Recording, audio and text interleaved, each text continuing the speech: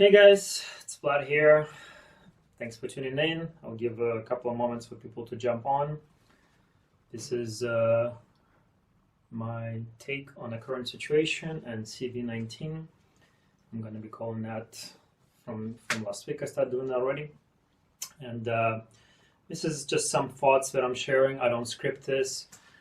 I am a health and wellness coach for the last 20 years.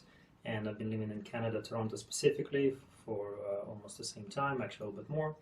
And for me, it's definitely something that I want to be talking about, I want to be discussing, because people need to have a perspective, people need to understand what's really going on out there. And I really got troubled by situation and the government response and the measurements they were taking over a month ago, and I definitely couldn't stay silent, and I wanted to make sure that people hear what I have to say. People don't have to say it for sure, take it, believe to what I say, but I want to give people perspective. So thanks for jumping on already. I have a few people on, and I will be sharing all the previous parts. This is a part 6. And I'll be keep going, and I'll be downloading all the things to YouTube channel for easy access for people and getting all that information. So today, Monday, 27th of April, in Toronto specifically, we entered week 7 of our measures that were taken in the province and in the city. And a lot of people in Ontario were actually expecting to hear today from Doug Ford the opening plan, exactly how the province is planning to getting back to the life before everything that's going on. And I'm sure, as most people, including myself, were very disappointed to hear that Doug Ford didn't really share anything except just empty words like he's been doing for last a while. And it's very unfortunate that the government still chooses to almost play with people. Like, it's very unfortunate that the Premier of Ontario doesn't look at the people who live in Ontario as adults. I think that's really how I perceive his actions. He looks at us as children, that we're not able to figure out what's best for us. Over and over and over again, he says that he's not a doctor, and he's listening to the experts and scientists and doctors that he has guiding his policies. And nothing wrong with that per se, if the same people didn't create a flawed model that really misguided his resource allocation. And he actually admitted that over a week ago in his press conference, where journalists kept asking him, how come, there's outbreaks in long-term care homes? How come we couldn't help people out there and provide the necessary help? And he said that, all the resources available were actually put into the hospital because, based on a model, the government was expecting a huge surge in hospital capacity. And that's why all the resources were put there. And, over a month after nothing even close to that happened, now he's finally able to put the resources into long-term care homes where the outbreaks are actually happening. And if you're admitting that the decisions before were actually wrong and misguided decisions, and they actually happened specifically on the directions of the scientists and doctors, but now you're still going to listen to the same people, and you're still going to enforce the same regulations that actually unjustified if you actually look at the model and the information that was used in creating all those models. If you haven't watched the previous parts of this conversation, I was talking that one of the main reasons why such extreme measures were taken is because when they created the model of what's possibly could have been happening in Ontario specifically, they actually used Italy as a worst case scenario, which is 10 times worse in terms of death rate, etc. And it was misguided completely, because the Italy itself actually is conducting a health survey right now where they're identifying that almost 50% of people that died because of this virus had over 3 different conditions, and using the model to justify the actions. Anyway, you can watch the previous part discussing that. I'm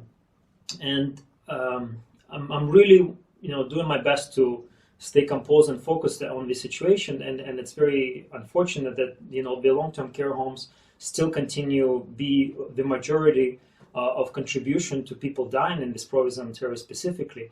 And there's actually an article today, I think, from Globe and Mail, I'll be discussing tomorrow. I just had a glance at that quickly, where they discuss specifically all the issues that's happening in long-term care homes in Ontario and again around Canada. But let's talk about Ontario. Nothing new. Like, you know, people underpaid for years, doing minimum wage job, being forced to work around multiple locations, and being even rushed to do the necessary job to keep people clean in those care homes. So that's nothing new. So I'll be discussing tomorrow, will be dedicated specifically to long-term care homes.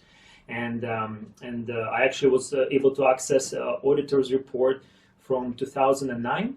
So I will be taking time later tonight examining that report and understanding exactly what was identified over 10 years ago in these care homes.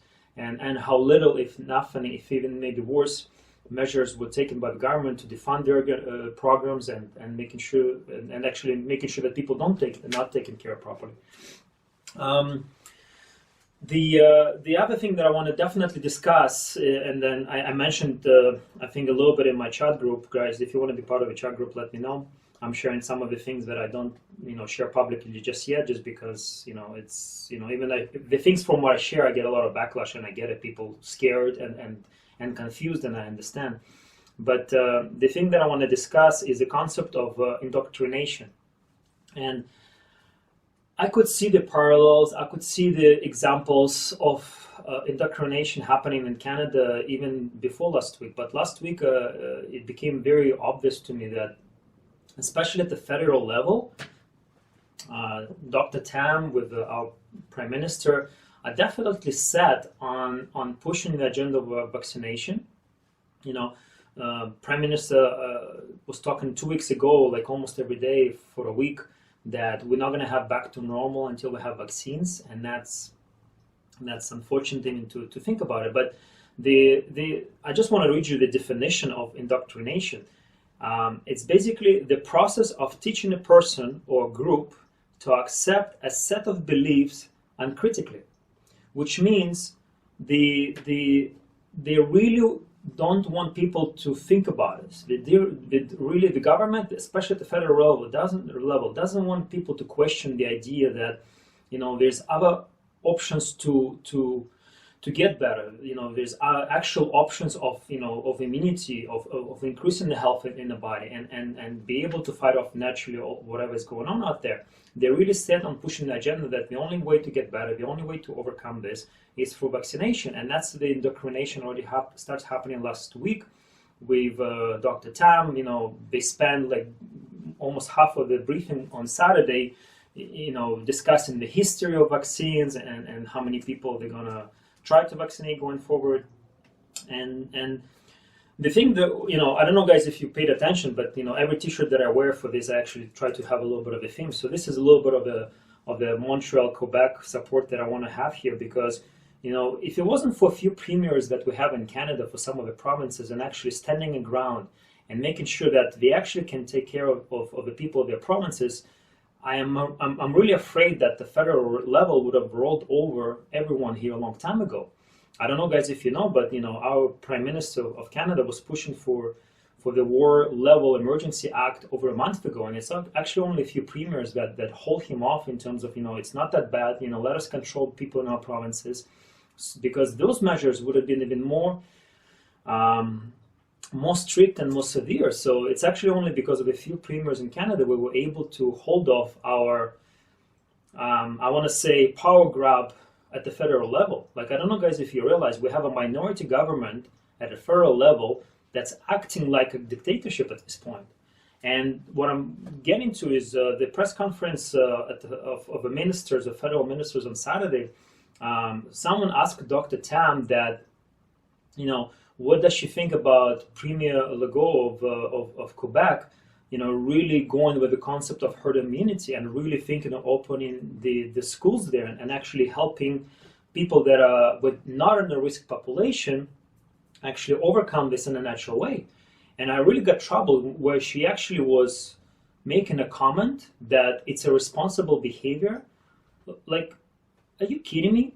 you're going to have a person who's not elected, who's just a doctor. I don't know last time that she even saw or treated a patient. She is in such a murky water with her connection to China and having a board member seat, whatever, at the World Health Organization, which actually is so responsible for all this mess around the world and pushing a special agenda fueled by Bill Gates. So she's actually going to call actions taken by elected premier of province of Quebec responsible. I found that actually very dangerous behavior on her part. I'm really not joking. I'm really pushing for her to be fired and taken off leading the whole health policies for all Canadians in this country. I think she's a real danger to democracy. She's a danger to public health, and she needs to take responsibility for pushing an agenda. Like the hashtag that I'm using now, and guys, feel free to use it as well. It's real data there versus fake model.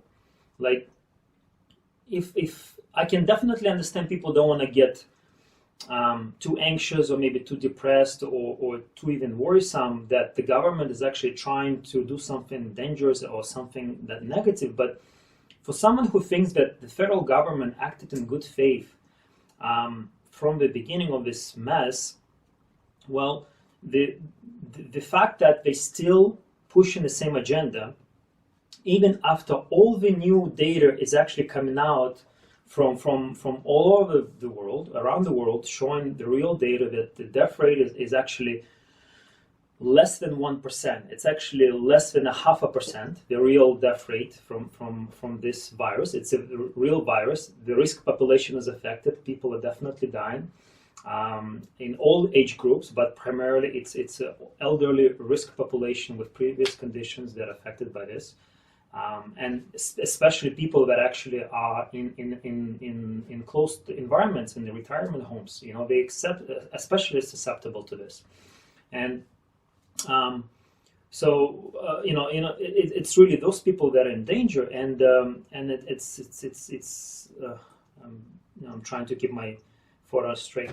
So for me, when I heard Dr. Tam talking about how responsible for Premier of Quebec trying to create a healthy environment for people to overcome this in a natural way, and she called him responsible, is very dangerous behavior. So we're saying, like, for people that think that the federal government acted in good faith, considering that they're pushing the same agenda now after all the new data is coming out, it actually shows that they're not acting in good faith from the beginning, because they're not even willing to examine the new real data that the death rate is not as severe, and a lot of people having antibodies. But what they do is they actually try their best to dismiss, the actual antibodies benefits and how it is actually good for people to get back to real life and get back to to the normal.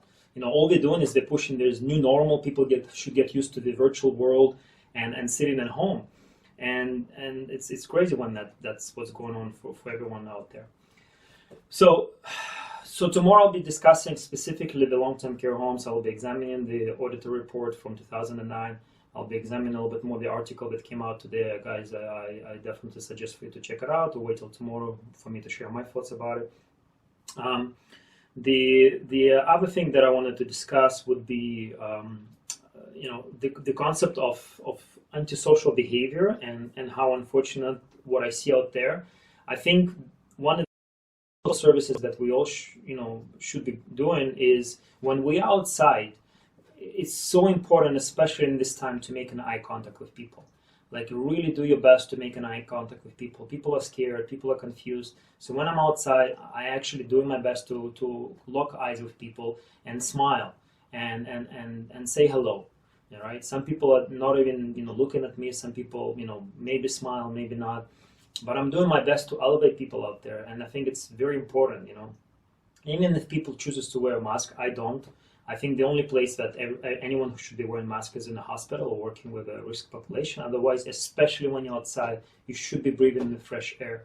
There's so many benefits to proper breathing, and when your breathing is restricted like it is in a mask, it actually creates a lot of unhealthy situation. So for me, it's very frustrating to see the so-called public health officers actually creating measures where people, immune system is getting suppressed. It's a constant fear propaganda that's created. People are forced to stay home, and at the same time, they're discussing, the outbreaks of the virus is actually when people are together, in care homes where people staying in the room, four people per room, and it's a small room. Well, guess what? Everyone's getting sick out there. But what about all the families that are locked in one home? It's actually what stimulates the spread of the virus even faster, instead of people going outside and breathing the fresh air. And today, there's so many more articles are coming out, and this is what I've been, so-called yelling on my Facebook for the last month now, that our governmental officials at all the three levels of the government are so short-sighted. They're not really discussing that much, not even considering the long-term ramifications to health, to people's mental health, to physical health. They're not discussing all those issues at all. And when you're stuck at home for a long time, your immune system is suppressed. People barely live through the winter time, with lack of sun and being outside. Now they're actually forced to still stay at home instead of being outside and getting healthy and stronger.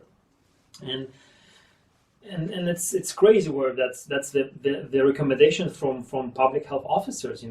Just stay home, don't go out. Maybe exercise on the internet, but that's definitely not the way to do it.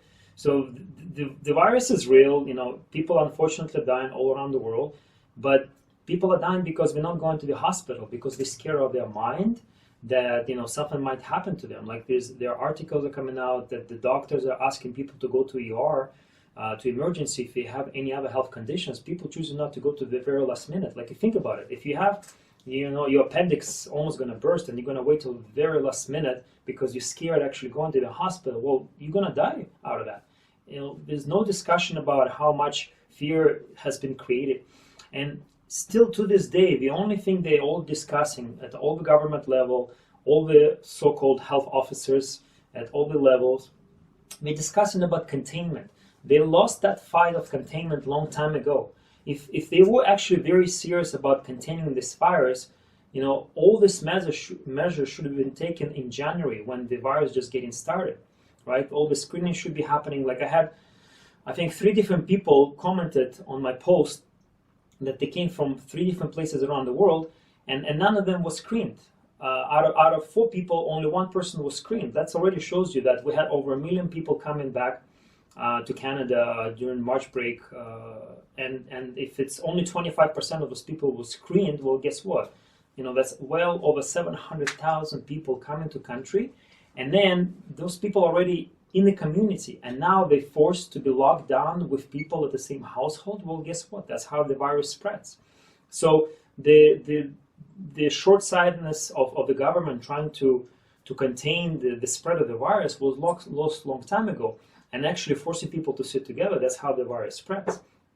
So it's very troubling to even think about that. But I want to discuss this because people need to understand that the government unfortunately doesn't have the best interest. They just trying to create some short-sighted measures, and obviously at the federal level just give free money to everybody so people will be quiet.